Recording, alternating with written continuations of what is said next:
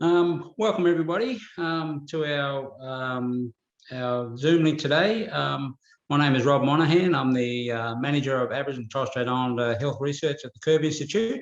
I'd like to welcome you all to the report to be delivered today on the progress towards hepatitis C elimination amongst Aboriginal and Torres Strait Islander people. Before we do start today, I'd just like to do an acknowledgement and acknowledge Aboriginal participation on the land that you dial into from today. I'd also like to acknowledge our elders, past and present, and I'd also like to acknowledge if we have Aboriginal people in our link today as well. So thank you all. A bit of housekeeping before we do start today. The format of the webinar will start with presentations we have of the report. Then we'll have responses from our partners, NACCHO, Hepatitis Australia, and the Department of Health. And we'll follow that by a Q&A session at the end to ask any questions. Just click on the icon with the research, with the speech bubble, I should say, question mark at the top corner, and just put your Q&A in there. Then we will see some of those and we'll address them at the end of the Q&A session. Also, in today's session, our first speaker is going to be Greg Dorr. Greg is the program head of the Viral Hepatitis Clinical Research Program at the Kirby Institute at UNSW. And also assisting him will be Sahar Bajaz, lecturer, public health interventions research program and viral hepatitis clinical research program. So I'd like to bring Greg and Sahar in and to start that presentation. Thanks very much, Rob. I'll just share my screen.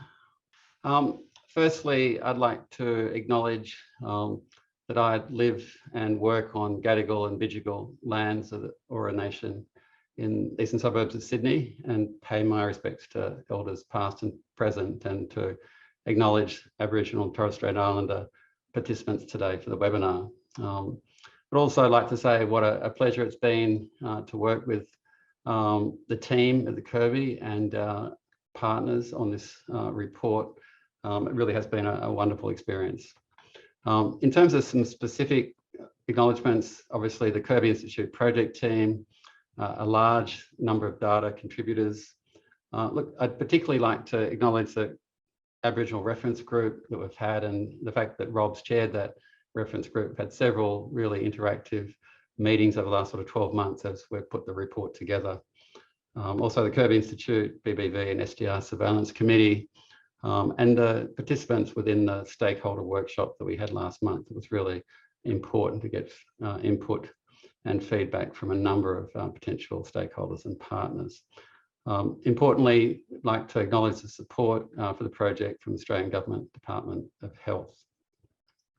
So to the report aims, when we received some funding from the department, we set about to address these aims. We wanted to provide an account of progress towards hepatitis C elimination among Aboriginal and Torres Strait Islander people by using measurable indicators, both service coverage targets, looking at testing and diagnosis, treatment uptake and outcomes, harm reduction, stigma and discrimination, as well as what impact we were having, both in terms of hepatitis C prevalence and new infections, and importantly also hepatitis C related morbidity and mortality.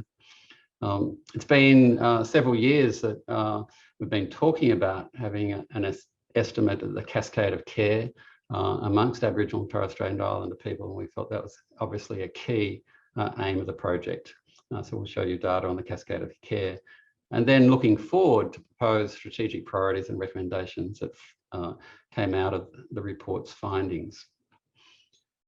Clearly, this report aligns with several different strategies. We're all aware of the global health sector strategy on viral hepatitis that set targets for 2030 in terms of elimination of hepatitis C as a public health threat. We have the 5th National Hepatitis C Strategy, 2018 to 2022, and clearly Aboriginal and Torres Strait Islander people are a priority population. Parallel, we have a 5th National Aboriginal and Torres Strait Islander blood-borne virus and sexually transmissible infection strategy, also 2018 to 2022. So moving to the key findings, we'll start with the service coverage targets. We're not going to go through, obviously, all the report, but just some highlights that we felt were important to present to really trigger some, hopefully, interactive Q&A discussion. Okay, firstly, we'll look at hepatitis C testing and diagnosis. We drew data from several different data sources. This first data comes from the annual needle and syringe program survey that the Kirby leads on an annual basis, where we sample around about 2,000 people who are currently injecting, attending a network of 50 NSP sites around the country, sometimes less than 2,000, particularly in 2020, and sometimes considerably more. And if you look at the ever tested for either hepatitis C antibody or RNA, really no significant difference between the Aboriginal Torres Strait Islander numbers and the non-Indigenous numbers in terms of the proportion that self-report testing during those surveys that are run a week to 2 weeks every year. We also asked for testing in the last 12 months, and again, no significant difference between Aboriginal and Torres Strait Islander people and the non-Indigenous participants in that survey. So on the testing front, at least through this data source, it looks pretty good. There is, however, other data sources that we've looked at, the Ethos Engage study. It's an observational cohort that is through a network of sites, large number in New South Wales, but other jurisdictions as well, that's recruited over 1,000 people in 2 different waves, initially 2018, 2019, and then a second wave. And again, we're looking here at testing divided by Aboriginal and Torres Strait Islander and non-Indigenous populations. Initially, we're focusing on Hep C RNA testing, ever tested, and again, no significant differences across the 2 groups. If we looked at testing for Hep C RNA in the previous 12 months, again, small differences, but no significant differences really. So I think both of these figures highlight we're doing reasonably well on the testing front. We're moving on to treatment. This is data that comes from our New South Wales data linkage project, where we link all Hep C notifications in New South Wales to a range of administrative data sets, including the MBS for Hep C RNA testing, for example, and the PBS for Hep C treatment. Within about 3,500 people over the period, the more recent period of notifications. So we looked at people diagnosed in 2016 and 2017, just as a sort of period within the DA era to see what the cascade of care was like in those recent diagnoses. Around 3,500 people we estimated to have chronic hepatitis C diagnosed in that 2-year period. And over 20% of those were Aboriginal and Torres Strait Islander based on identification markers within the data linkage. And you can see here, only 44% of people were treated over the DA era, contrasting that to the non-Indigenous population of 65%. So a real sort of gap there in terms of treatment uptake. Just to reiterate, this is people with notifications over that 2-year period, not the sort of longer sort of duration of notifications, but does give you some evidence of more recent gaps that have emerged in terms of linkage to care and treatment. Switching back to the annual needle and syringe program survey, again in that survey we've been asking about self-reported hepatitis C treatment. And you can see back in the pre-DA era, very small proportions of people participating in the survey reported that they'd ever been treated with hepatitis C. Incredibly encouraging increase in those rates following the Australian government program of unrestricted DAA access from March 2016. But a little bit of a gap here emerging as well through the ANSP survey in terms of the proportions reported amongst Aboriginal Torres Strait Islander people and the non-Indigenous population. 2020 was a smaller sort of population for the survey, so there'd be some broader sort of confidence intervals around those measures. And 2019 is probably a bit more reliable, so about 8% difference in self-reported treatment uptake. But what about treatment outcomes? So we've done pretty well in terms of large numbers of people taking up DA therapy, as I said, since the PBS program started in March 2016. But how are we doing on the outcome front? This is a large observational cohort that we've run through the Kirby Institute called REACH-C. where we've enrolled over 10,000 people who have commenced on DA therapy since 2016. Of that 10,000, just under 1,000 were Aboriginal and Torres Strait Islander, but a pretty decent sample size, 915. And we've looked at treatment cure rates among people that have a report of treatment outcome 12 weeks or later following the end of treatment. And you can see incredibly encouraging cure rates of around 94 to 95% in terms of the total, and in terms of 2016, 2017, and then 2018, 2019 sort of periods. And really no significant difference between the Aboriginal and Torres Strait Islander populations and the non-Indigenous populations. So incredibly encouraging.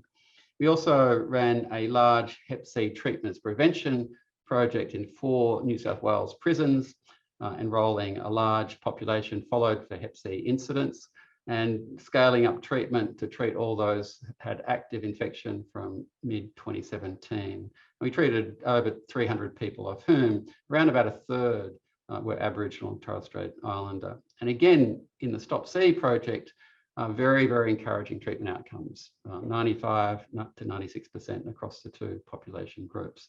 So that's the good news. Certainly no significant difference in terms of treatment outcomes when we looked at this stratified by Indigenous population. Okay, moving on to harm reduction. Again, going back to the annual needle and syringe program survey, where there's self-reported risk behaviour. This is the marker of receptive syringe sharing in the past month among the participants. And this consistent sort of picture of higher proportions within the Aboriginal and Torres Strait Islander participants that have reported receptive syringe sharing.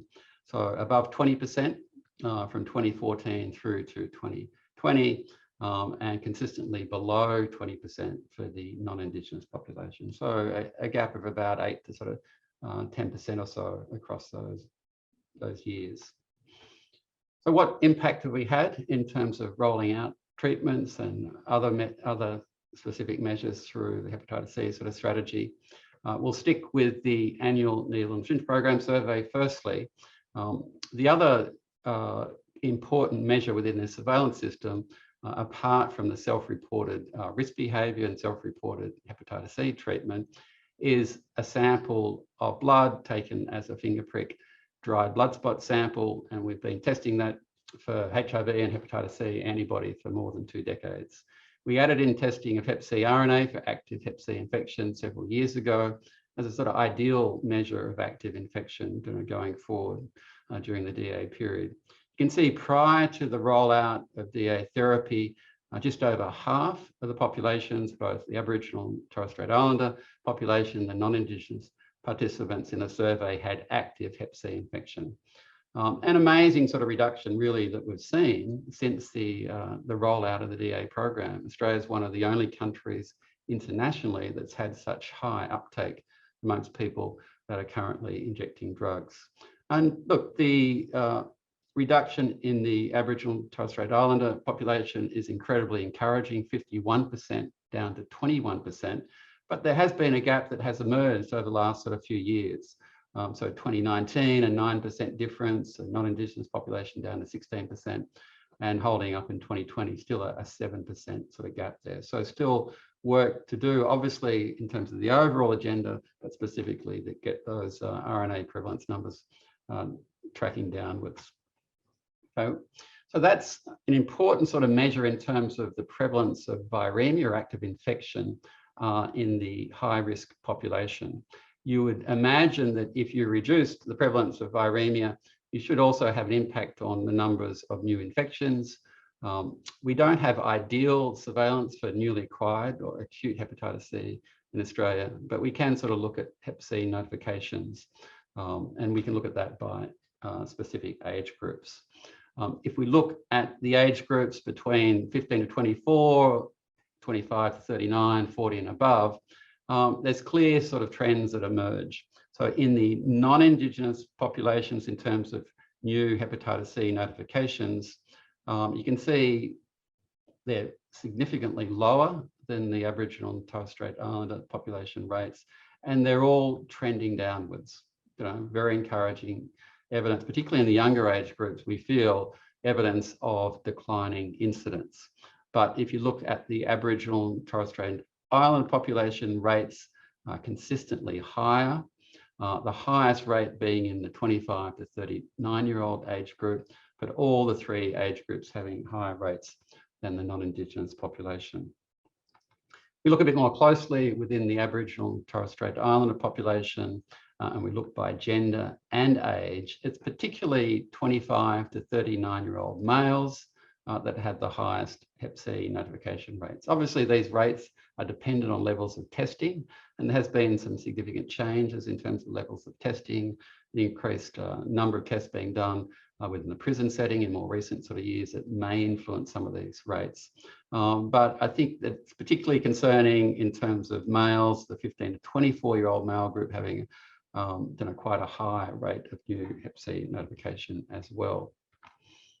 Okay, so looking to some better news in terms of new infections. So this is going back to the Stop C project. So just to remind you, that was a Hep C treatments prevention project where we enrolled, in fact, about 3,600 people that were incarcerated in 4 prisons in New South Wales. We were monitoring hepatitis C incidents. People were having standard of care Hep C treatment.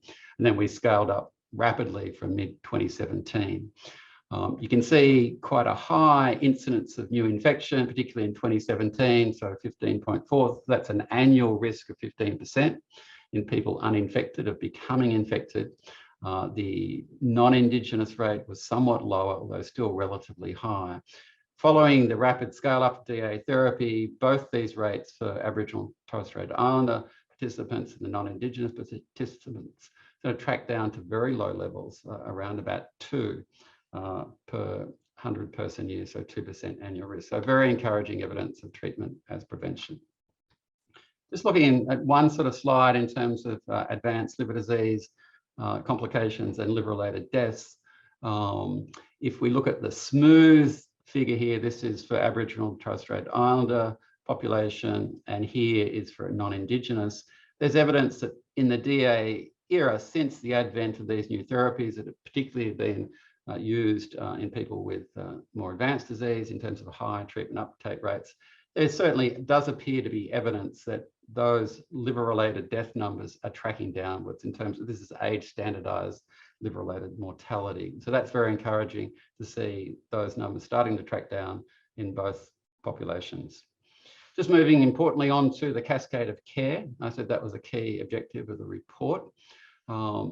And we've come up with an estimate based on some modelling work and looking at various sort of data sources that at the end of 2020, around 21,500 Aboriginal and Torres Strait Islander people are estimated to be living with current or active hepatitis C infection in Australia.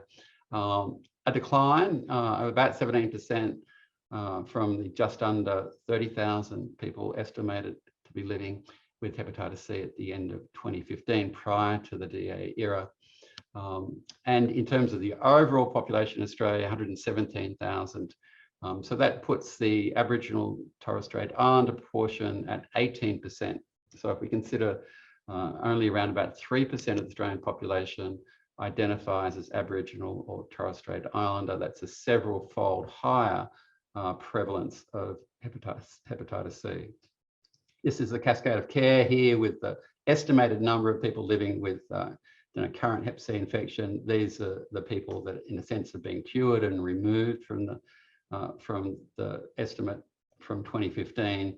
You can see the proportion of people that we estimate to be diagnosed with antibody, and then of those, a proportion that have been estimated to have Hep C RNA confirmation. So there's a very large gap between this sort of figure of 21,000 and this figure of about 11,000. So we have a lot of work to do to not only sort of diagnose in terms of antibody, but to confirm in terms of RNA presence.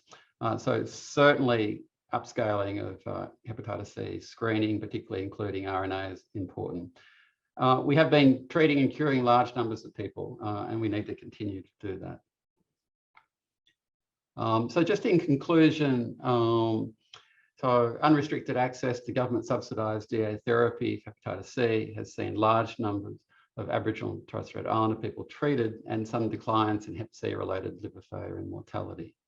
Although Hep C testing and diagnosis proportions were high, findings highlight gaps in treatment uptake and harm reduction coverage, including new hepatitis C infections, of particular concern among young Aboriginal and Torres Strait Islander men. Aboriginal and Torres Strait Islander people who inject drugs had higher injecting risk behaviour compared with non-Indigenous people who inject drugs. So they're the sort of highlights in terms of the data sources, and we're going to sort of move on to the recommendations. I'd really like to acknowledge the enormous amount of work that Sahar has put into the report. Really phenomenal sort of effort that she's made over the last sort of 12 months. And I'll hand over to her to go through some of the key recommendations. Thanks, Greg. Today I'm speaking to you from overseas, and I'd like to begin by acknowledging the traditional owners of country across Australia and their connection to land, sea and communities. I'd like to pay my respects to their elders past and present. And so to conclude our presentation today, I'd like to just present a sample of the recommendations that we proposed in the report. And these recommendations were developed in a stakeholder workshop that we had recently for the report and attended by our partner organisations, including NACCHO, Hepatitis Australia and ASHM. And really the recommendations are sort of not an all-encompassing or an exhaustive list of recommendations as such, but rather sort of a subset of recommendations that you would need to eliminate hepatitis C among Aboriginal Torres Strait Islander people. You would need at a sort of a legal, regulatory and policy sort of level. There were 14 recommendations that were proposed in the report.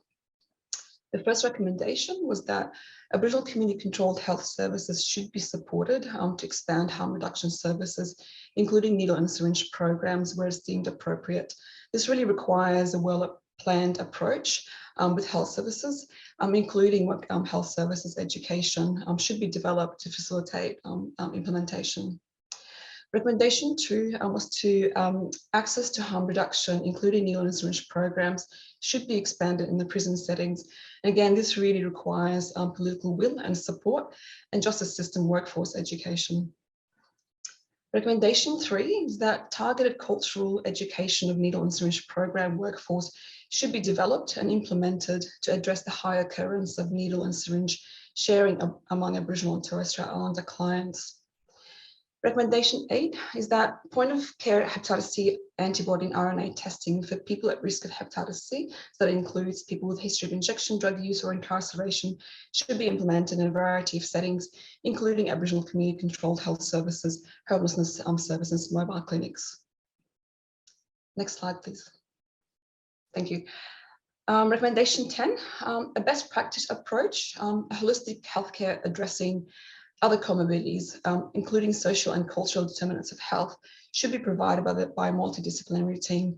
And I think this has sort of been something that's been discussed a lot, and that is to really develop diverse, flexible, and culturally gender and age-appropriate models of care that should be implemented, including at sort of various health services, including mobile outreach services. Recommendation 11 is to expand peer worker workforce into the Aboriginal community-controlled health service sector and other general practitioner services to support clients with testing and treatment, as well as education where it is seen as appropriate. Number 12, further analysis should be conducted to determine the occurrence of testing and treatment by jurisdiction and service type. And the last recommendation I have here is also related to the data gaps that we need to look into, is to further analyse these data gaps and to including the data collection of Aboriginal Torres Strait Islander identity in surveillance projects. Last slide, please. Thank you. And so the final report is it's in its final stages of production, so it should be available by the end of the week. The key messages that we have included in the report are presented as infographics, and we will also be making those available in a PowerPoint type slide presentation, so they can be used, so it's accessible by health services, and they can be used as part of their education around hepatitis C elimination. Printed copies also will be made available, and you can also contact us through the Kirby website for those. Thank you so much, and look forward to your questions and comments. Thank you, Sahar and Greg, for that comprehensive overview. gives everyone some thought to our Q&A at the end of it. Also, just before we go too much further, you would have seen the report that Sahar just put up, the front page and the artwork. I'd just like to acknowledge the artist on that, Jasmine Serene, done a marvellous job. You want my camera on? For some unknown reason, people don't want to look at me. Jazz done a great job, and also Greg and Sahar's and everyone, Griselda's enormous work they put into this report. So thank you very much. At this point, I'd like to welcome Emily Phillips to give a bit of a response to the report. Emily is the Director of Communicable Diseases at the National Aboriginal Torres Strait Islander Community Controlled Health Service, which is NACCHO to all of us. So I'd like to welcome Emily in to do a response. Thanks, Rob. Yeah, it's really great to be able to present today. But before I do get started, I'd just like to acknowledge the lands of the Ngunnawal people where I'm calling in from today and pay my respects to elders past and present. I'd also firstly like to thank Kirby for their ongoing work and for the preparation of this report, but in particular for involving NACCHO in the drafting process and for the opportunity to provide feedback. We've been really pleased to see this first report with a focus on reporting on progress for Aboriginal and Torres Strait Islander people, and hope that this is the beginning of an enhanced focus, including tracking against the national strategy targets. It's also really great to see that the role of the Aboriginal community controlled health sector is recognised throughout this report, and is a really key theme, which is something that we're really keen to work on throughout the next couple of years. Data is also clearly an important part of even being able to bring this type of report together. So I think it's really important that we continue to maximise the benefit and utility of the existing data sources that we have, while continuing to address the ongoing data gaps. And this is really a key priority for NACCHO. As we've heard, this report highlights several areas where there's been significant improvement, and I think that we should all be really encouraged by the findings of this report. But it also highlights areas where still more needs to be done. And as we've heard, it's about broadening access to DAAs, enhancing harm reduction services, ensuring people have continuity of care between community service and justice settings, and reducing stigma and discrimination. These aren't really surprising, but this report does give us the opportunity to refocus and work together to address these important health issues. But it's also been a really exciting time for NACCHO in this space. The Enhanced Syphilis Response Program, which many of you would be familiar with, has received renewed funding for a further 3 years. And we'll also now have a broader focus for other STIs and BBVs. So really moving towards that person-centred approach rather than disease-focused. But also building on the success of the Enhanced Syphilis Response, we've been fortunate enough to be able to roll out a second STI and BBV program over 2 years. Across these programs, we've been able to increase the dedicated sexual health workforce in ARCHOs by over 60 positions. And with these programs, it will allow ARCHOs to increase testing and treatment while implementing locally informed strategies to manage STIs and BBVs in their community. And so that's something from NACCHO that we're really happy about, and really can't wait to continue to work with all of our partners towards improving health for Aboriginal and Torres Strait Islander people. But of course, this isn't a solo venture, and we're going to have to continue to work really closely together with all of our partners, many of who I imagine are on this call today as well. We need to continue to advocate, educate, inform policy, and respond to emerging issues. The launch of this report also gives us time to reflect on the work that everyone has done. I think it's time to, really sit back, because we have, there's so much work that has been done, and it's really great to see, and everyone should be really proud of what they've contributed. To wrap up, I'd like to say thank you to everyone at Kirby. There's clearly been, a lot of work that has gone into the preparation of this report, but also to everyone else that has contributed, not only to the report, but, who keeps fighting the fight to improve health outcomes for all Aboriginal and Torres Strait Islander people. Thank you. Thank you, Emily. Thank you for that response, and also the ongoing support that NACCHO provide to not only UNSW and the Kirby, but lots of organisations out there to, like you said, fighting the fight for Aboriginal people. So thank you very much. Next up, I'd like to introduce Donna Garcia, who is the Needle and Syringe Program Officer at Hepatitis Western Australia, and also Carrie Fowler, CEO of Hepatitis Australia, to present for you. Thank you, Rob. Hello, everyone. I'm Carrie Fowler from Hepatitis Australia, and Donna Garcia is my fabulous co-presenter today. I'm joining you from the lands of the Ngunnawal people, the traditional custodians of where Canberra is situated, and whose sovereignty was never ceded, and I pay my respects to elders past and present and to all First Nations people here today. Thank you so much for the opportunity to be part of the launch and also to be able to input into the report. Congratulations to the Aboriginal Reference Group chaired by you, Rob, and the Kirby Institute to produce this really important first iteration of this report. Last week, Hepatitis Australia hosted its second National Elimination Forum, and the forum was an early discussion to inform the refresh of the National Hepatitis Strategies, which will happen next year. And a really critical and consistent message out of the forum was the importance of community-led and community-driven activity, and to provide a comprehensive suite of supports for the whole person over their life course, which is so clearly reflected in the report. Forum speaker was Bunjalong Man Troy Combo from the Burnet Institute, University of Queensland, and an alumni of Hepatitis Australia. So we learnt lots of things from the forum and things that came up that are really relevant to what we're chatting about today, including the different types of health services. Emily spoke to the critical importance of ACCHOs and the range of health services that Aboriginal and Torres Strait Islander people would like to access and support, and also about cancer, about how critically viral hepatitis responses are very much cancer prevention services.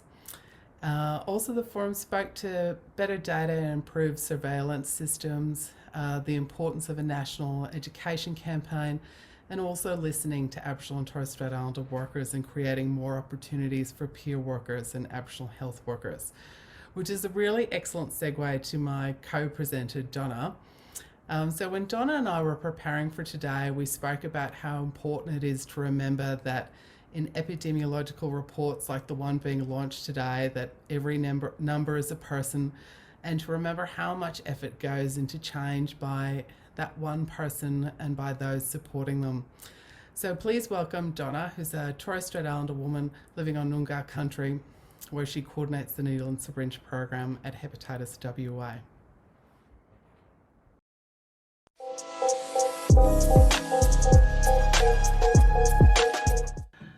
Hi, my name's Donna Garcia. I'm a Torres Strait Islander that was born and bred in Perth. So I am the NSP, so Needle and Syringe Program Coordinator here at Hepatitis WA. So I'm just going to tell you a bit about how I became who I am today and where I am today. So I didn't know much about hepatitis, but I lost my sister back in 2014 of an overdose. She took her own life with OxyContin.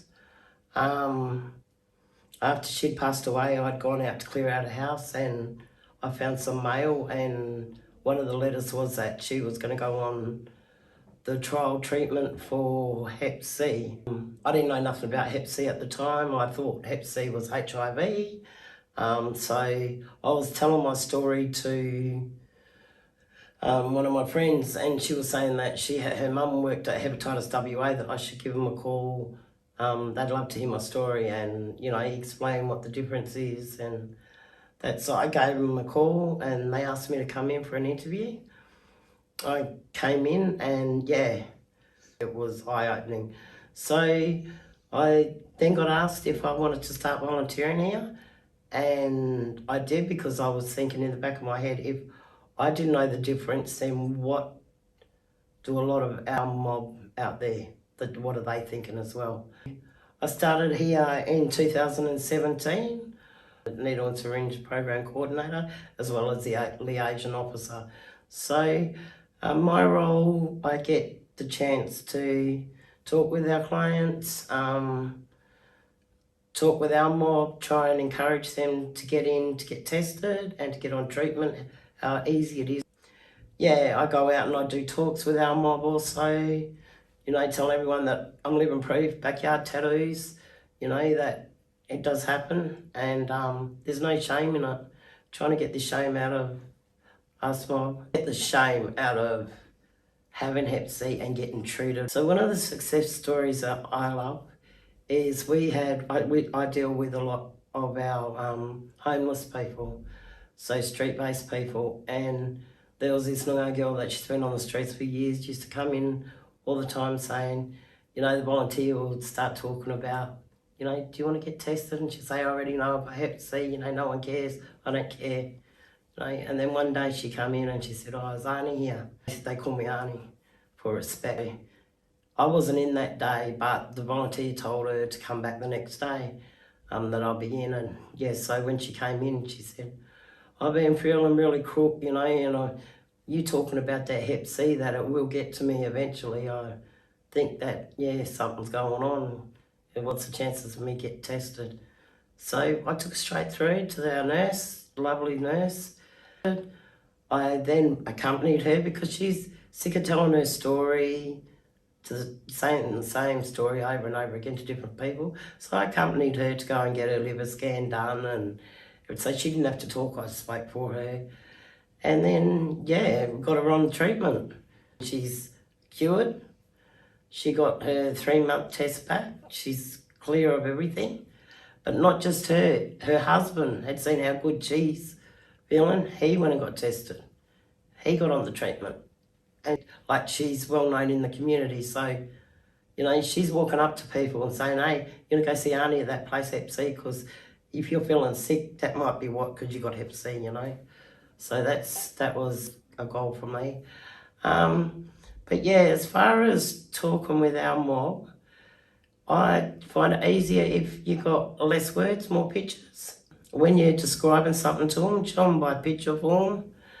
Don't think we're any better than them. I talk the way they talk to me. I'll talk back to them the same way.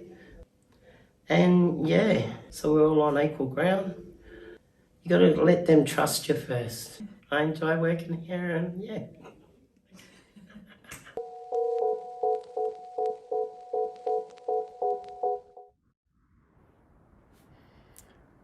Wonderful. Thank you, Donna, so much, who's also here today in the audience with us, and also for meeting with me earlier today to prepare for this and for sharing your story.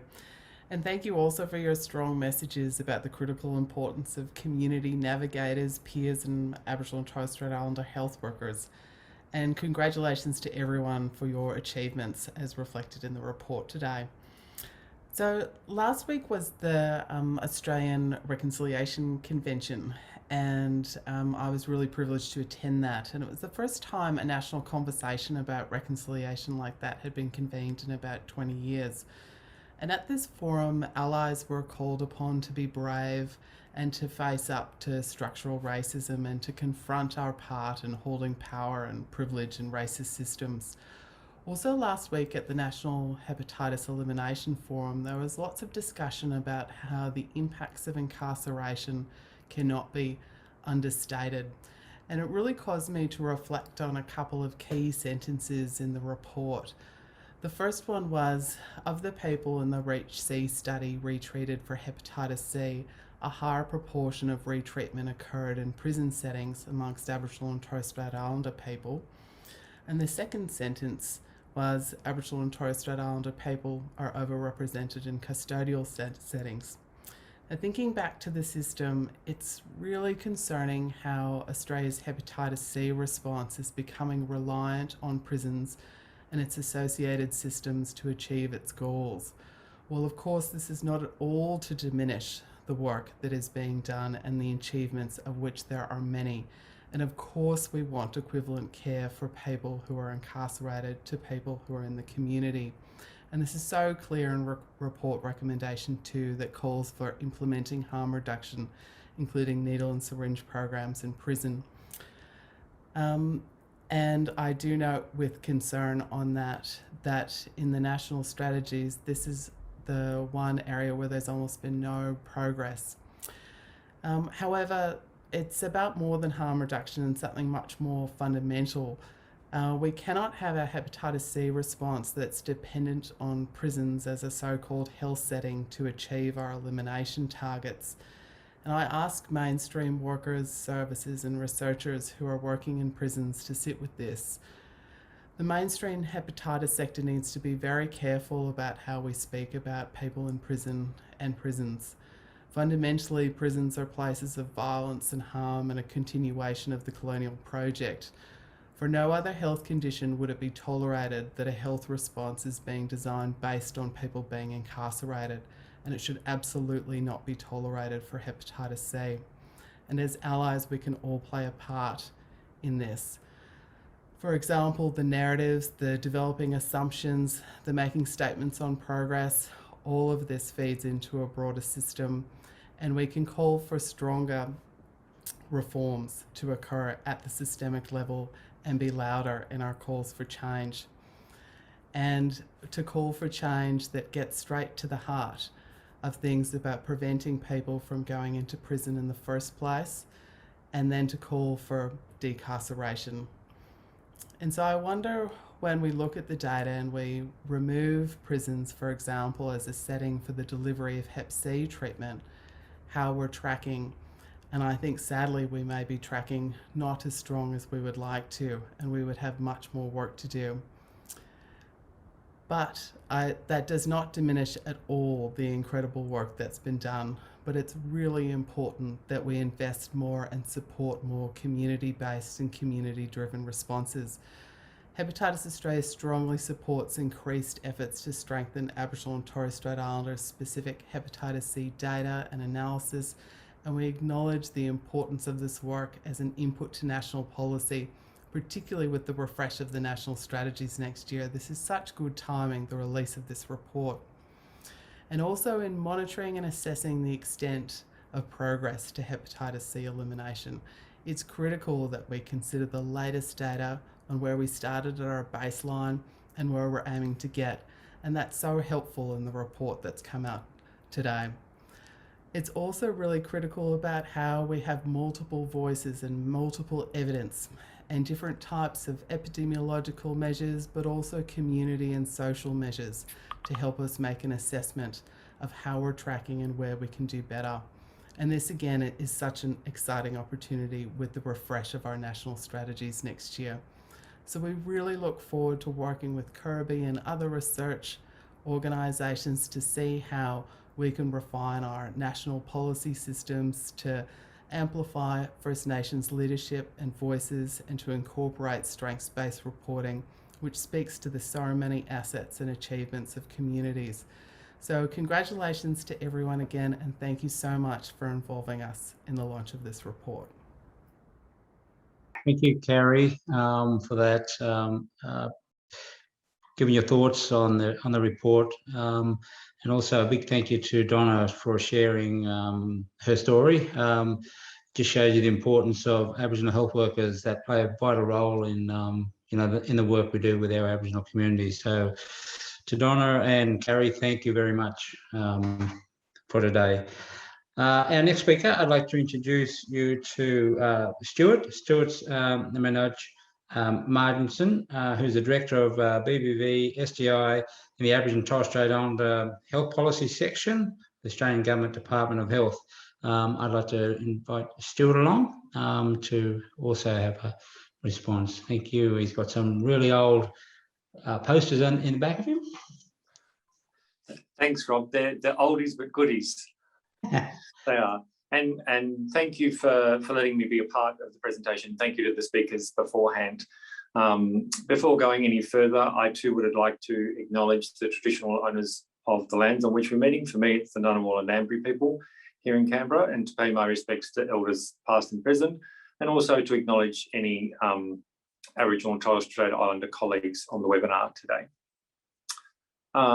So I guess the report is great, and it provides an important intersection between the 5th National Hepatitis C strategy and the 5th National Aboriginal and Torres Strait Islander BBV and STI strategy, as Greg pointed out in his presentation. And it's great to see that we have made progress, but I, like everyone else, need to acknowledge that there's more that needs to be done. I think I've broken down my response into two parts, and the more that needs to be done, it's the rest of the current strategies. So what are we going to do between now and the end of 2022? And then what can we do beyond that? So for the remainder of the current strategies, there are two key things that we need to focus on, and then an additional one that I also wanted to pay note to. So the two key items, I guess, to progress things and help decrease those disparities, the 50,000 people project led by, or in conjunction, in partnership with Hepatitis Australia, and the workforce piece in partnership with NACCHO. And the third one is earlier this year, the department ran an open and competitive grant round specific for AMSs or ACCHOs to target the 5th Aboriginal, or to design and implement small-scale pilot projects that could be scaled up later on. So the Bulganaru, in partnership with EC Australia and with ASHM, are doing some really important work about hepatitis C. So it'll be great by the end of this current strategies to see what progress has been made there. Going back to the workforce arm, as I said, that's in partnership with NACCHO, and partnerships are a strong word because really NACCHO are taking the lion's share. The department provided the funding, and NACCHO are doing all of the work.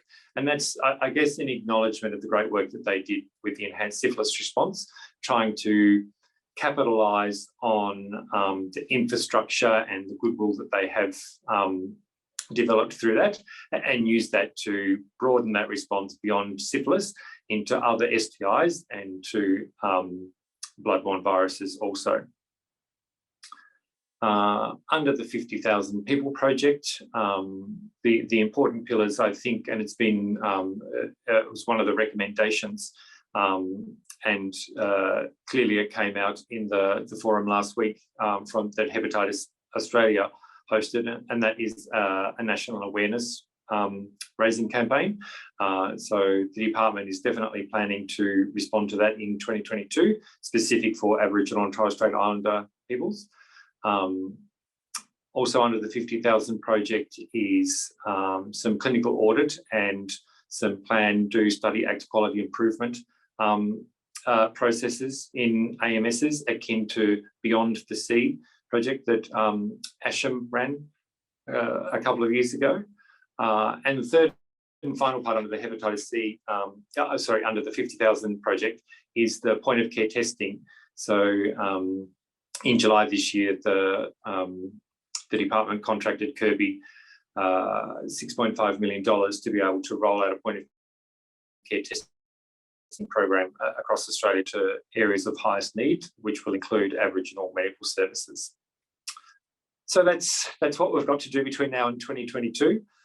Beyond that, as Carrie said, we're looking at the next iteration of the strategies that'll be longer strategies than normal. We're aiming to have 2023 to 2030 strategies to align with the WHO elimination goals. The recommendations from the report can clearly be considered as part of the refresh of the strategies. The information that came out of the forums last week will clearly be inputs, and I think most people, all of the presenters at least, will be part of that stakeholder engagement and that consultation process. And others who are keen, there will be a broad public consultation in the second half of next year. So I guess to finish with, emphasize partnerships and my genuineness when I say partnerships, because I think it's going to take, I think everyone who's presented carries some responsibility, and it is going to take all of us working together to be able to achieve the goals. But finally, to end on an optimistic note, I think I'm so pleased to be working in this sector, in this space right now. There couldn't be a better time to come in, because I think we really can achieve greatness, and such great people that we're working with, that together we can make these things happen. So thanks, Rob. Thank you, Stuart. always a pleasure to partnership with the department, and just acknowledging their ongoing commitment towards these the projects that especially in Aboriginal communities. So thank you very much. So our next thing we're going to do now is go into our Q&A session. So if everyone can turn their cameras back on to see your gorgeous faces. I do have just to start us, some questions in the chat. Let's have a look here. There's some recommendations. So some recommendations require cross-sectional coordination / action. How feasible is this? That's one of the questions in this, especially for pooling of funds to support interventions that have benefits across health and justice, etc. So how feasible is it to do that across? Greg, you might want to do that. Or? Yeah, I'll start that. I think it's a really, really good point. So clearly, this is a requirement. I think in terms of the response needs to be multifaceted, and that's not just in the sense of having partnerships between government and clinical services and researchers and community. It's, as has been pointed out, there are major problems in terms of social justice. There's major problems in terms of drug law enforcement and the lack of decriminalisation. So this is an issue that I think absolutely requires people coming together from different areas.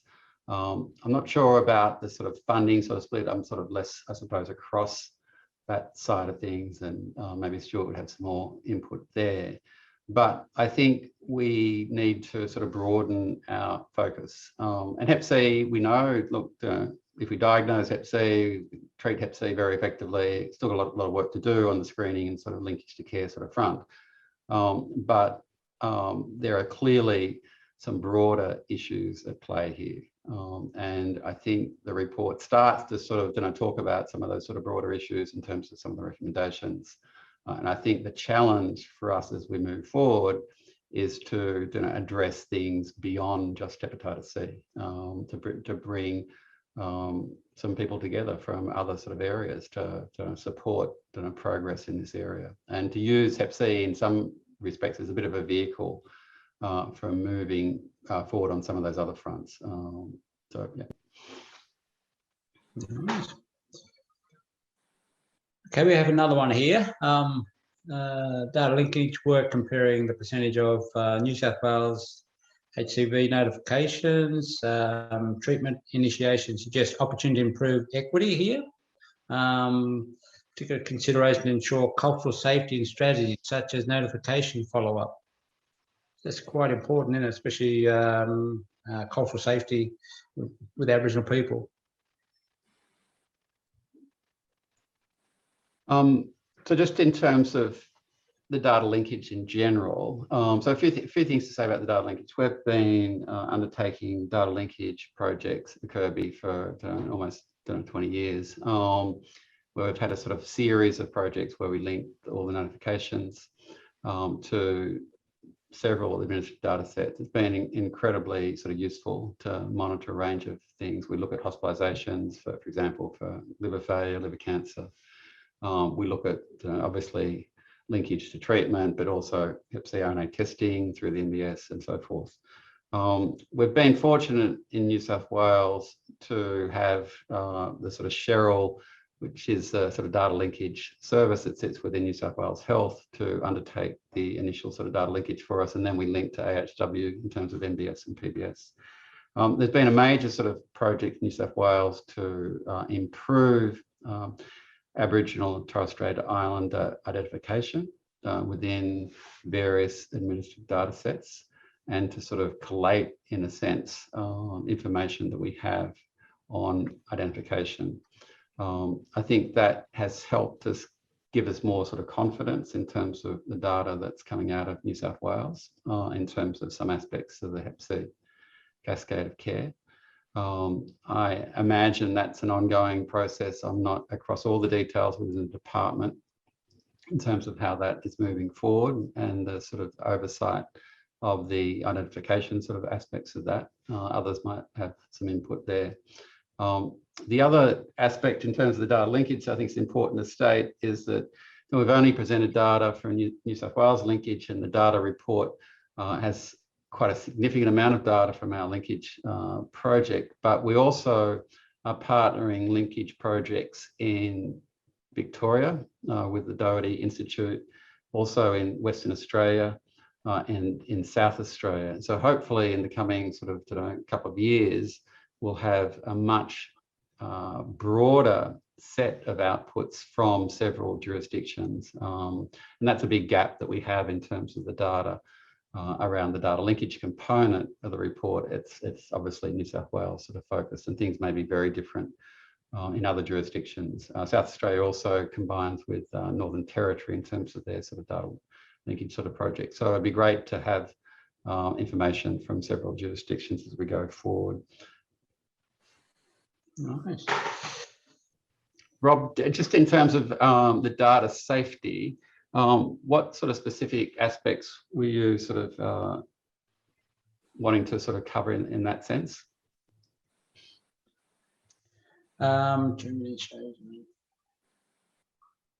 data linkage, comparing, it's probably not much here, but more about ensuring cultural safety and strategies such as notification follow-up. So what strategies around cultural consideration we do with notifications and follow-up? Oh, I gotcha. Yeah. Okay, there's actually another sort of project that's being led by the Kirby Institute that's trying to sort of look at whether we can sort of utilize Hep C notification systems to enhance sort of linkage to care. So look, what happens, I'm sure most people are aware, most of these notifications come from laboratory diagnoses. They're predominantly antibody-based, and we're getting some more jurisdictions adding in Hep C RNA sort of positive data into their registries. And they sort of, generally they just sit in these big registries in the jurisdictions, and we don't sort of utilize them that effectively in a way. I mean, we're using them, for example, for these linkage sort of projects, and that's really important. But there's been sort of work that's been undertaken to see whether those notifications can be utilized to try and improve our linkage to care. So that we do that in HIV, for example, where the notifications, there's a sort of, in New South Wales, I know for sure, the notifying practitioner is sort of contacted to see whether there's been sort of assessment for treatment, linkage to care and so forth. So whether there's any capacity to do that and how that would be done in the context of obviously key information that's provided through the public health systems. And we'd have to sort of look at whether that is feasible in the context of information being sort of held in those large registries. So that there's a lot of work that, as I said, that's being encompassed within an HMRC partnership grant sort of application that Mark Stuve is leading from the Burnett, and look at a range of sort of aspects of that type of initiative sort of going forward. And whether that has to be sort of a particular, there needs to be particular work that's done to see whether there are more concerns or different concerns in terms of notification of Aboriginal Torres Strait Islander individuals with hepatitis C, and we're all aware of the alignment between hepatitis C and injecting drug use, and the stigma and discrimination that can come from that. And it's interesting, I didn't present any slides, but we had some data coming out of the Ethos project looking at stigma and discrimination. It's quite interesting if you look at the comparison across Aboriginal Torres Strait Islander participants and non-Indigenous participants. There's no difference in terms of self-reported stigma and discrimination, but the rates of reported stigma and discrimination around injecting drug use about twice as high as around hepatitis C.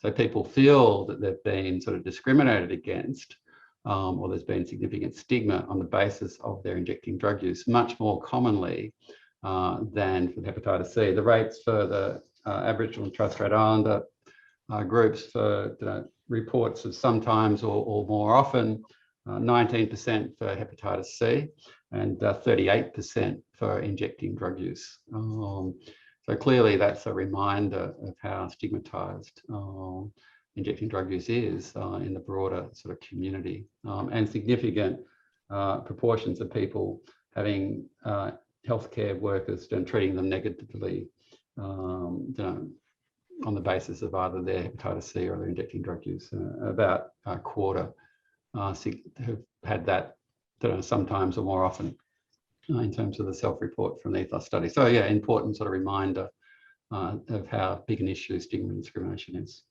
Yeah, it was great to have that presentation from Donna to just show you how things work at the coalface with you know, our clients, and how important Aboriginal health workers are to translate that message and you know, keep people enthused in the programs and hopefully get to where we want to get to with the support of them. So yeah, they're very important.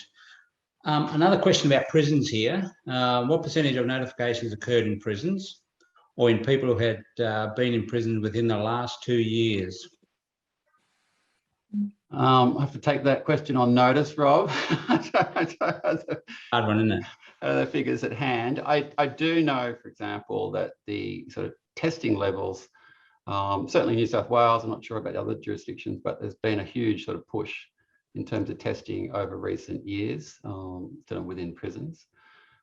Clearly, we know that the proportion of people that are incarcerated that are Aboriginal or Torres Strait Islander is a frightening sort of several-fold higher rate. Over a quarter, I think, of those that are incarcerated self-identify as Aboriginal Torres Strait Islander. Really sort of remarkable, sort of shocking sort of proportions that we see. But I know also in New South Wales, about 30% of those treated at the moment are sort of treated within the prison sort of setting. But I think Kari sort of reminded us that too often we sort of look to that sort of setting as part of a solution, and that's sort of natural. We want to provide high quality care to people, whether they're in the community or the prison setting. But we should sort of look to that in some sense as a major sort of failure. The fact that we have to sort of rely on high incarceration rates to some extent in terms of delivering Hep C sort of screening and treatment. It would be wonderful to think that we could progress towards elimination effectively in Australia at the same time as progressing towards lower incarceration rates, particularly for Aboriginal Torres Strait Islander people. Really nice. Okay, so we might open it up to the panel and to the forum. Have we got any more questions you'd like to put towards the panel?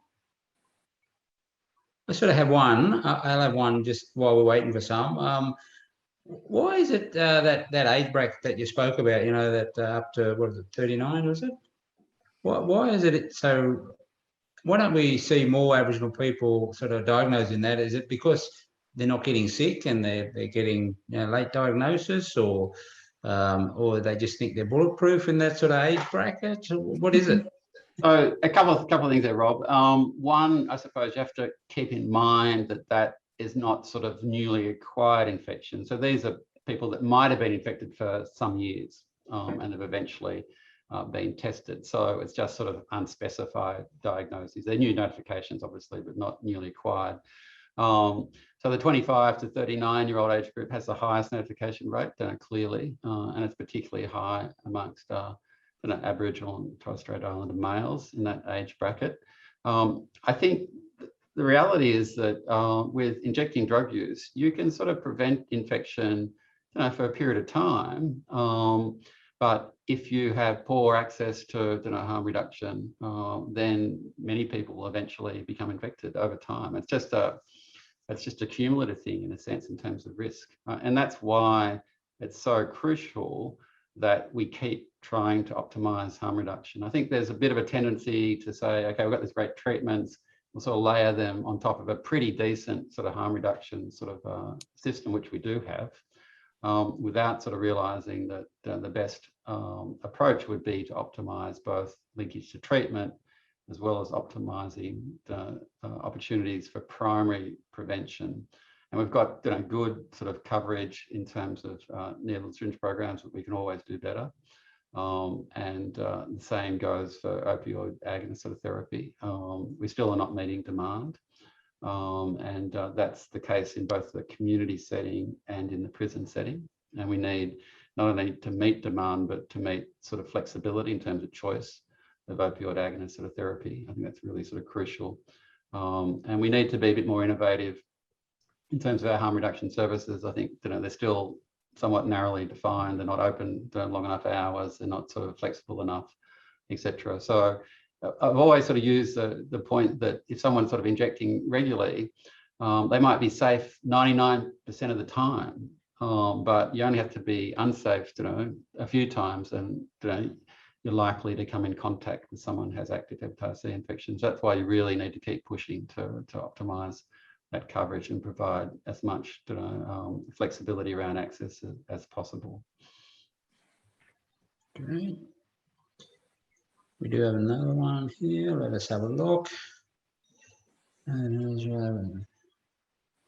Reports may vary whether on track or not nationally, but the gap is wide in track from Torres Strait Islander people that see. Are we on track if a priority population is not on track? So they're saying about the report is the gap's not, the gap's getting bigger between the Aboriginal and non-Aboriginal. Are we on track if all priority populations are not on track? No, it's a really good point. We are, I think, slipping behind a bit overall. If we look at the treatment uptake in terms of how we're tracking towards elimination, there's no doubt that we're continued to decline. The last sort of 2 years, we've sort of used the excuse of COVID, but it may have continued to decline without sort of COVID. I think what we can use now is moving into 2022 and say, look, we're going to get sort of, in a sense, to the other side relatively of COVID and really start to re-energise the sector. And there's no doubt that we need to lift both screening and linkage to care across the board. If we don't do that, our sort of modelling estimates that we will struggle to meet the elimination goals, and we'll certainly struggle to meet the reduction in liver-related mortality, but we'll also even struggle somewhat to meet the reduction in incidence.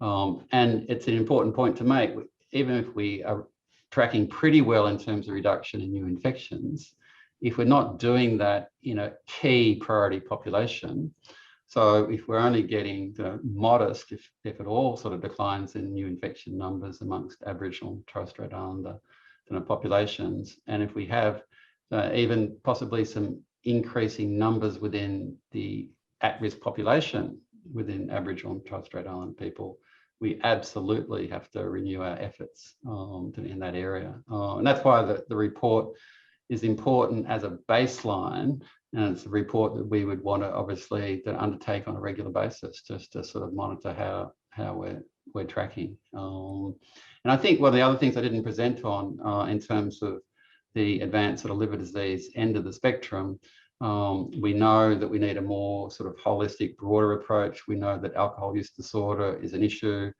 for both Aboriginal Torres Strait Islander population and non-Indigenous populations in terms of comorbidities. So it's not just an approach of curing hepatitis C. We need a sort of broader approach. We also know that a significant proportion of people are diagnosed late. So they miss out the opportunity of having effective therapeutic sort of intervention. And we want to monitor that very closely, both obviously in the non-Indigenous and the Aboriginal and Torres Strait Islander populations, to see that as a sort of failure of the system. If we're not diagnosing people until they present or somewhat close to when they present with liver failure or liver cancer, that's a complete failure of the public health response. So we need to keep a very close eye on that in the coming sort of years as well. Yeah, good. Okay, we have another question here, and this is probably crystal ball time or magic wand time. So this one's about strategies. What strategies can we use to increase NSP in the Aboriginal community controlled organisations and encourage their use among people who inject drugs? So, yeah, what are some of the strategies we could come up with? a lot of times we can have all these strategies, but how do we encourage that cohort into engaging with services and getting tested? This might be a one for Hep C. And Emily, can we bring Emily and Curry into this? Yes. And maybe Stuart with all the money.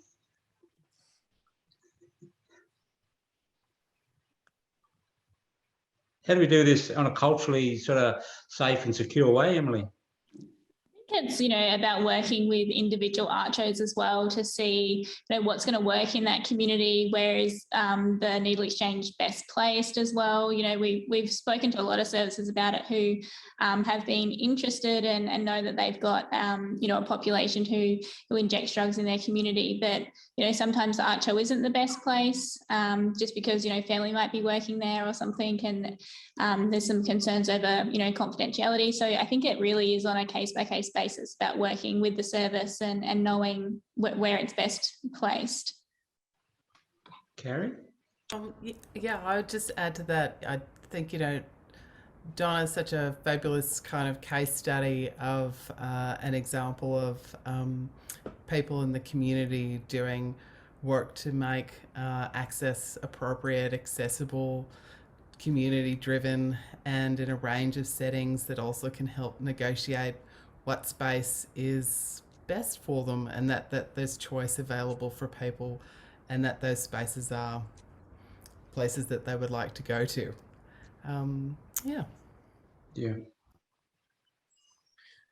If I can just add my 2 cents as well, Rob, I think innovation is the key. I mean, when you ask that question, I was thinking about the work that we do, or the work that NACCHO is doing to broaden BVs and STIs, and using that as a possible platform. The Commonwealth doesn't fund needle and syringe programs, and I'm not pointing the finger or shifting the dollar at all.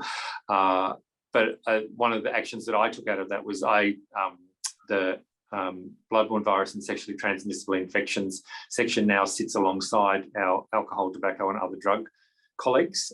So I can have a conversation, an easy conversation with them.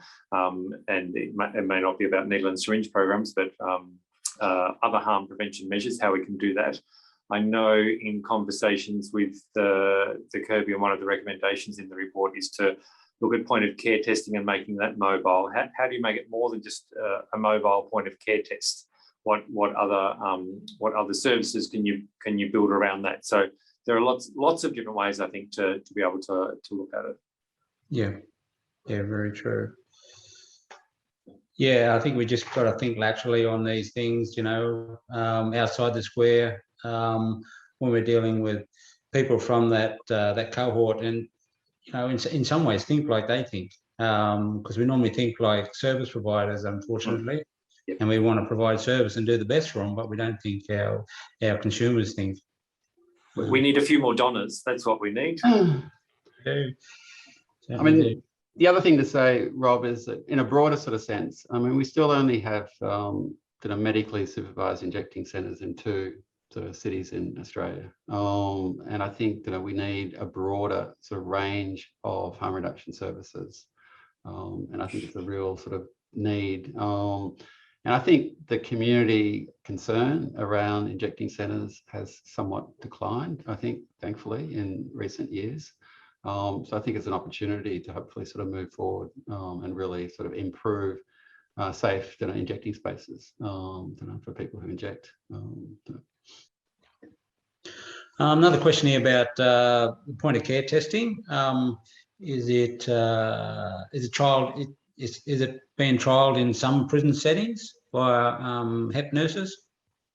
Yeah, so there was a great project that Andrew Lloyd led. Obviously, New South Wales has had an amazing sort of nurse-led models of care across the sort of system, but we sort of implemented a study called Pivot in one sort of prison and had a control period where we looked at standard sort of screening and then linkage to care.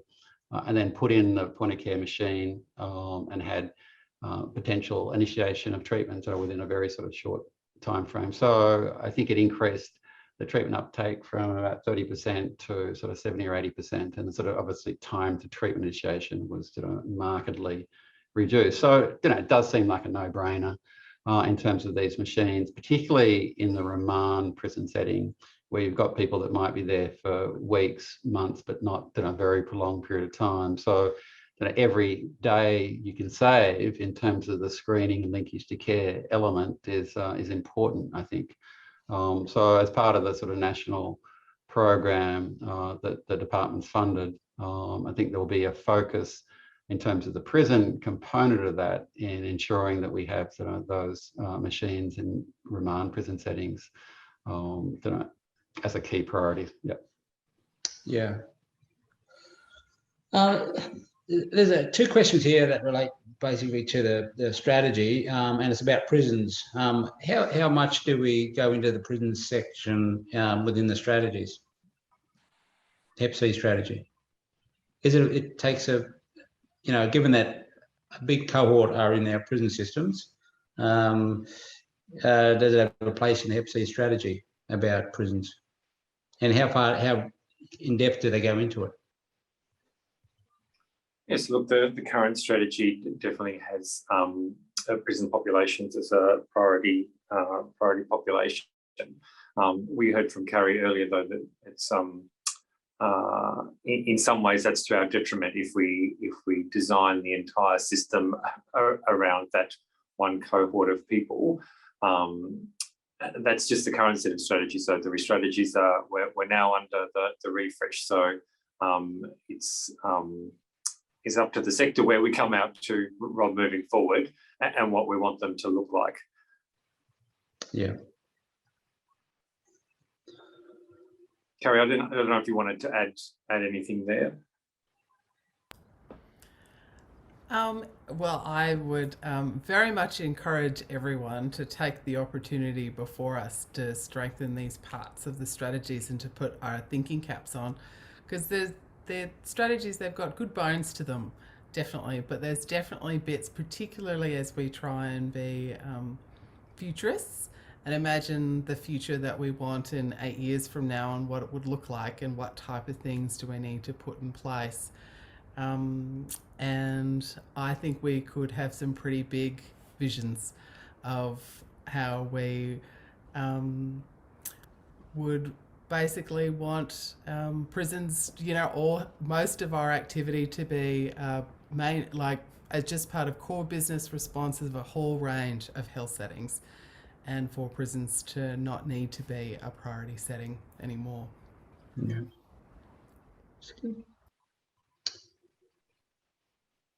Okay, we're just waiting for somebody to come through. But I've got another one. Donna demonstrated today how important the workforce is to the work we do on the ground with Aboriginal clients with Hep C. Do you think that there is an opportunity to expand on that across, not only New South Wales but across Australia, to get a dedicated workforce of Aboriginal and Torres Strait Islander people dedicated to Hep C? In a bigger scale, much bigger scale, because it's very hit and miss where you go across Australia, like people in this sector. Who are you asking, Rob? Whoever wants to answer. I can make a few points, Rob. Yep. So look, I think there's a couple of things. One is, we've done some education of the Aboriginal sort of healthcare workforce, and I think there's more that can be done with that. I know Asham have had some projects that they've rolled out that have been really important, and I think that's a key sort of area. I've been sort of really enthused by some of the work we do with peers in terms of our Ethos Engage sort of project, where we sort of go from site to site. We sort of set up, for 4 or 5 days. We have this great sort of screening sort of program. And we really create a great sort of buzz, I think, in those sort of services.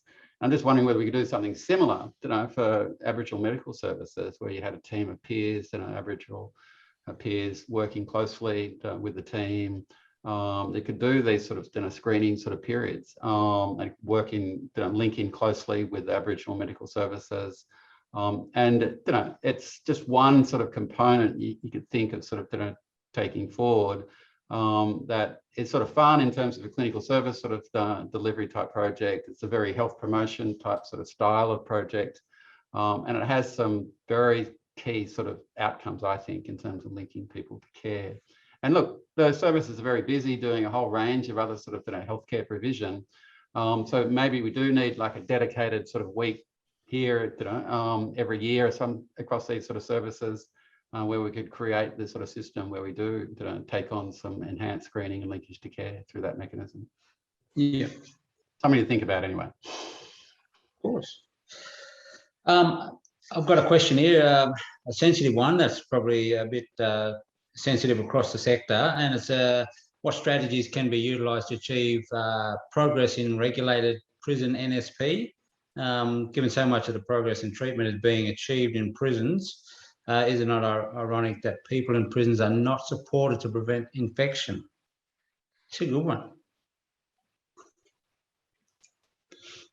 Who wants to answer that one? It's about NSPs in prisons. Kari, do you want to start? And Sure. Very happy to. So I think there's definitely, so what's great is in our current national strategies, we have good direction that could be strengthened a little bit more in the refresh about a clearer kind of direction about NSP in prison, but we've got really good national leadership there. There's something about politicising public health in here, and gee, haven't we learnt that from COVID pretty hard over the last couple of years about how important it is to, I guess, protect public health interventions as interventions in their own right. But I think just going off of your comment before, Greg, I think there has been some changes to things about the tone and the attitude in the communities in terms of wanting good public health outcomes and good reforms. There's definitely a change in the wind as it relates to things like decriminalising people who use drugs and decriminalising drug use. Those winds are changing. So I reckon we need to incentivise a particular space or prison or key stakeholders to have a go and know that we'll all be behind them in their efforts to do it.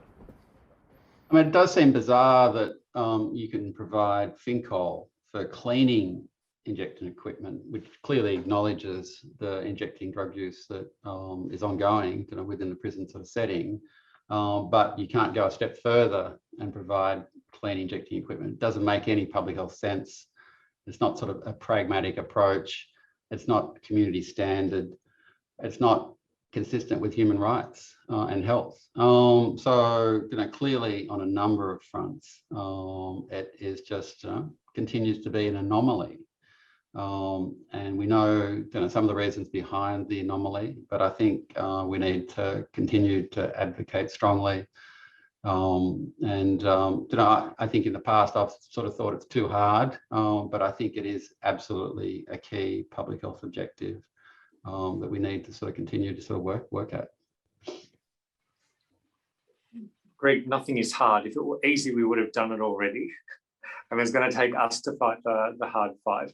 I think building on both of those comments, I think the timing is pretty great in terms to be looking for some brave soul to put their hand up and us get behind them and support them. And again, it's difficult from where I sit because the prison system is the responsibility of the states and territories, not of the Commonwealth. So it's difficult, but it's going to be a key part of this puzzle, I think.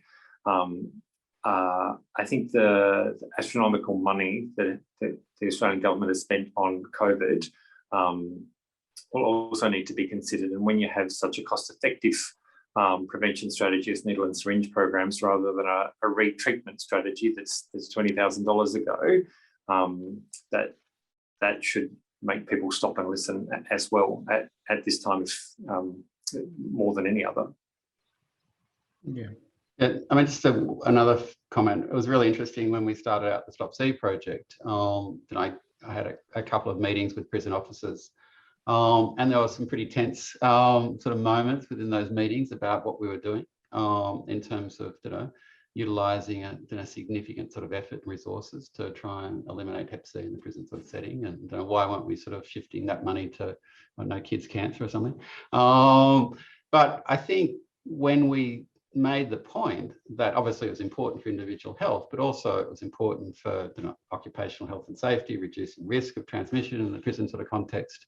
And we also developed a system where we had some prison officer liaison workers within the project who are incredible in terms of bridging that sort of divide. I think that's what we need to do to an extent in terms of the NSP sort of initiative.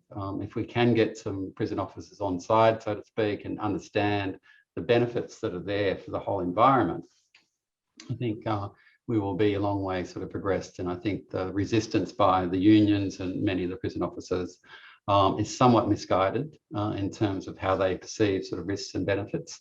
And I think we just need to keep trying to change that dynamic. No, that sounds good. Okay, ladies and gents, look, we're almost, time's almost upon us. So what I might do just before we do finish, I might give you our panel the final word on hepatitis C, the elimination of hepatitis C for Aboriginal Torres Strait Islander people in Australia. So on my screen, I might start with Stuart. So give us a final word. Well, I think I'll go back to my the two final points that I made. It's going to take partnership because we all have a part to play, and if we're doing it together, it's more likely to succeed. And I am optimistic that we can get it done together. Yeah, thank you, Stuart. Sahar from way overseas. Yeah, I'd absolutely sort of second that. I think it's going to take strong partnerships and collaborations across the sectors, but I think we need to really work with communities, and I think we really need to strengthen our efforts to reach these goals. And I think going back to what Greg said before about human rights, I think we need to go back to sort of the basics around ensuring that we ensure that this is a human right in regards to some of the interventions that need to be rolled out. So, thank you. Thank you, Sahar. Greg? Just to sort of, I suppose, to state that this is, I think, a conversation I had with you, Rob, about the fact that this is sort of the first step. We've characterised where we're up to in terms of tracking how we're progressing. And I think I said to you, we should sit down early next year and sort of get together and talk about what we can do. And that's from a Kirby Institute perspective, but you can sort of broaden that and say, well, we really do need to get together early in 2022 and try and sort of take some of this stuff forward in the various sort of avenues that we have an opportunity to do that and to sort of translate, I think, this information into action. Yeah, thank you. Emily?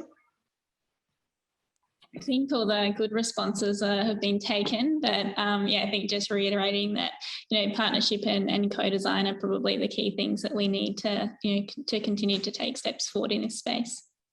All right, thank you, Emily. And Carrie? Well, I'm a total believer we can totally do this, I guess supporting what everybody else has said, and also a kind of lens about geography and geographic equity we need to be very thoughtful of, but equity more broadly, and also justice. But I'm all in. We can do this. Thank you. Ladies and gents, so look, I'd like to just thank our panel members, Emily, Donna, Carrie, Greg, Sahar and Stuart today for spending the time to go over the report, give you an opportunity to make some comment. But don't forget, it's coming out very soon. Sahar, this week, you think? Was it this week? No? Yes, I mean, we have a version up at the moment, but certainly by the end of the week will be a complete final version. Yes, just final touches. Yep, so keep an eye out for it. Absolutely. So thank you. I think we had, just over 80 odd people today dial in to look at this. So that's a great achievement. So thank you, everyone. Stay safe, and we see you again soon. Thank you all. Thanks, Rob. Thanks very much. Thanks, Rob. Thanks, everyone.